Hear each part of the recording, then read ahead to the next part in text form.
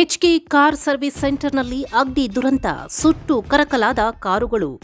ವಿಜಯಪುರ ನಗರದ ರಾಷ್ಟ್ರೀಯ ಹೆದ್ದಾರಿ 50ರಲ್ಲಿರುವ ಕಾರ್ ಸರ್ವಿಸ್ ಸೆಂಟರ್. ಹನುಮಂತ ಕನ್ಮಡಿ ಎಂಬುವವರಿಗೆ ಸೇರಿದ ಕಾರ್ ಸರ್ವಿಸ್ ಸೆಂಟರ್. ರಿಪೇರಿ ಹಾಗೂ ಸರ್ವಿಸ್ಗಾಗಿ ಬಂದಿದ್ದ ಕಾರುಗಳು ಸುಟ್ಟು ಕರಕಲು. ಅಗ್ನಿ ಅವಘಡಕ್ಕೆ ನಿಖರ ಕಾರಣ ತಿಳಿದು ಬಂದಿಲ್ಲ. ಸ್ಥಳಕ್ಕೆ ಆಗಮಿಸಿದ ಅಗ್ನಿಶಾಮಕ ದಳ ಸಿಬ್ಬಂದಿಗಳು. ಬೆಂಕಿ ಸುತ್ತಮುತ್ತ ವ್ಯಾಪಿಸುತ್ತಿದ್ದಂತೆ ಕ್ರಮ ತೆಗೆದುಕೊಂಡ ಅಗ್ನಿಶಾಮಕ ದಳ ಸಿಬ್ಬಂದಿ. ಬೆಂಕಿಯ ಕೆನ್ನಾಲಿಗೆಗೆ ಇಡೀ ಸರ್ವಿಸ್ ಸೆಂಟರ್ ಸುಟ್ಟು ಭಸ್ಮ.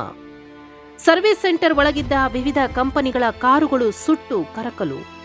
ಸುಮಾರು 20 ಕಾರುಗಳು ಸುಟ್ಟು ಭಸ್ಮ. ಸುತ್ತಮುತ್ತಲೂ ಆವರಿಸಿದ ದಟ್ಟ ಹೊಗೆ. ಅದೃಷ್ಟವಶಾತ್ ಕಾರ್ ಸರ್ವಿಸ್ ಸೆಂಟರ್ನಲ್ಲಿ ಯಾರೂ ಇರಲಿಲ್ಲ. ಸರ್ವಿಸ್ ಸೆಂಟರ್ನಲ್ಲಿ 35 ಲಕ್ಷ ರೂಪಾಯಿ ಬಿಡಿ ಭಾಗಗಳು ಬೆಂಕಿಗಾಹುತಿ. 1 ಕೋಟಿಗೂ ಅಧಿಕ ಬೆಲೆ ಬಾಳುವ ಕಾರುಗಳು.